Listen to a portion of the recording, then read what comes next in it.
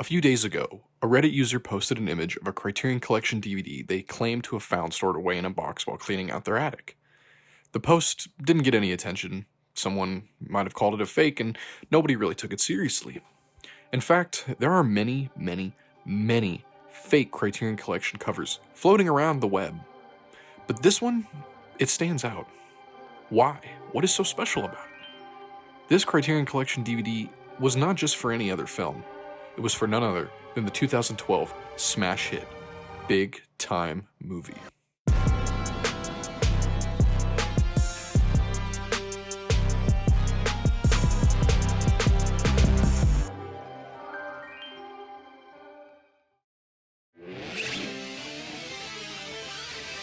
First, we need to go way back. Way, way back. The year is 1984. Some people decided that maybe these old movies that are highly respected, they need some kind of organization and attention. Libraries weren't always going to cut it. There's a lot more history to this, but we need to trim to the important stuff. The Criterion Collection is a home video distribution company that restores and distributes important films, or just really old ones. Think TCM, but with cool alternate cover arts, extra bonus features, commentary tracks, and other things that you might not actually ever watch. The big draw for collectors of these is mostly the restorations. Think Tarkovsky, Malick, Kubrick, Hitchcock, Kurosawa, or, for you folks at home, Wes Anderson.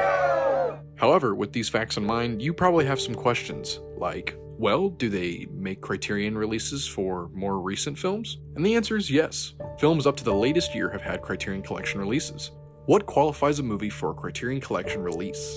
According to the FAQ from the website, they say, we aim to reflect the breadth of filmed expression. We try not to be restrictive or snobby about what kind of films are appropriate. An auteur classic, a Hollywood blockbuster, an independent B horror film all have to be taken on their own terms. All we ask is that each film in the collection be an exemplary film of its kind. Of course, we can't just pick movies and pull them out. The process of getting the rights to release a film can take years. Even if we want a film, we can't work on it unless the film's owners grant us the rights to do so. So they pick movies that need to be preserved. Not that other films don't deserve that treatment as well. They use the term exemplary, so the film does need to stand out in some way to justify it. So why would they pick Big Time Movie?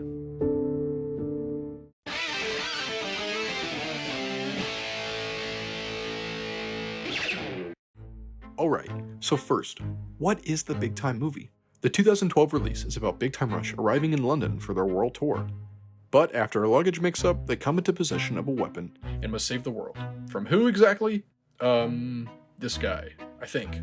The film acts as an extension to the Big Time Rush TV show, and takes the franchise in a darker direction while showcasing themes and storytelling that were not seen previously in the show, as well as Beatles covers. Many fans like myself were big supporters of this new direction, as well as One Direction too, being excited at the premiere of the film. Now that we know a little bit about the film, let's go back to the year 2012. What Criterion releases came out that year? First we have Beyond the Hills, Like Someone in Love, and Moonrise Kingdom. So 3 releases, and not one of them is the Big Time Movie. Well, at least not on the website, that is. Let's take a look at the highest rated movies from the year 2012. This is at the critical level. So here on Rotten Tomatoes we have... well, right next to Moonrise Kingdom is none other than the Big Time Movie. So it has a critical reception. In fact, Chris Opelson of the Critical Meter says, the film, while reminiscent of A Hard Day's Night, also a Criterion film, stands on its own as a respectful extension of the Beatles' lore, while also expanding the boy band action comedy genre that seems to be everywhere these days. Well, what a glowing review for the film we have here. Okay, so what? The critics adored it. But did it make a cultural impact? Did it have everyone talking? Or, what I guess I mean to say is, did it make any money? Well, let's check the Box Office Mojo rankings for 2012. And, it's 19th. The film made $134 million and made top 20 of the domestic year rankings. It did better than Prometheus, was a better film too. Whereas Moonrise Kingdom was... Can't win them all, Wes. Not to say that this film is better than Moonrise Kingdom or it needs to replace it in any way, just showing that it deserves a Criterion spot just as much as the Wes Anderson film. Lots of arrows pointing in a good direction here, but is there any support for the film to get this kind of treatment? Well, a quote from late 2013 from none other than Gustavo Rock himself speaks on the matter. He writes, "My dogs have put together a legit masterpiece, and those goobers at Criterion better get to work on a DVD collection release for my dogs and all the hard work they put in to make this film. The special features can include the deleted scene the studio made them take out, the boys' commentary on the film, all of the extended music videos of the Beatles covers, and the Paul McCartney cover of the band's hit single, Boyfriend."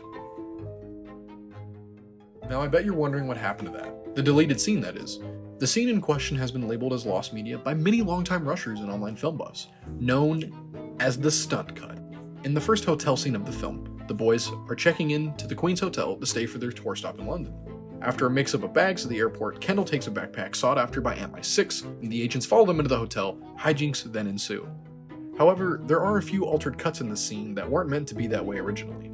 First, the agent that jumps and misses Kendall and Logan. He flies over the railing and onto the first floor. Then another agent attempts to tase the two, tasing himself, and you guessed it, falls off the railing onto the first floor.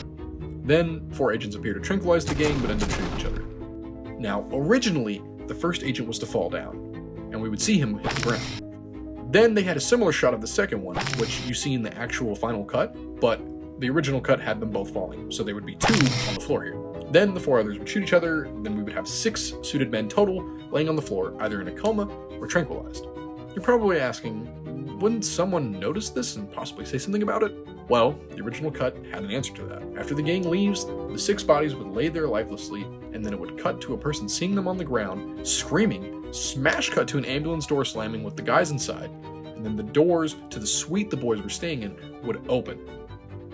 Very cinematic, but the studio did not approve.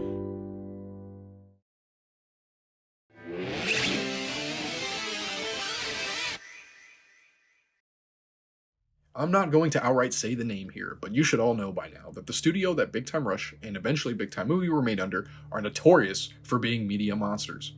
The parent company that likes to keep things done a certain way, and preserving media that some would deem as exemplary isn't really worth it to them. If it doesn't bring in the cash flow, it's not worth it. That's the reason we never got the McCartney cover of Boyfriend we so desire to this day. But the Big Time Movie stands as a critical darling and box office record behemoth. Why can't it get that coveted Criterion Collection release that we all want? It stands as an artistic expression representing so many important things: music, fellowship, and British people. Every film we make is a reflection that we have on the world as we know it. The Big Time Movie stands as an attempt to understand our place in this world. And maybe in a perfect world, we could have the Big Time Movie Criterion Collection DVD and Blu-ray. But for now, I want to quote the great filmmaker Andrei Tarkovsky.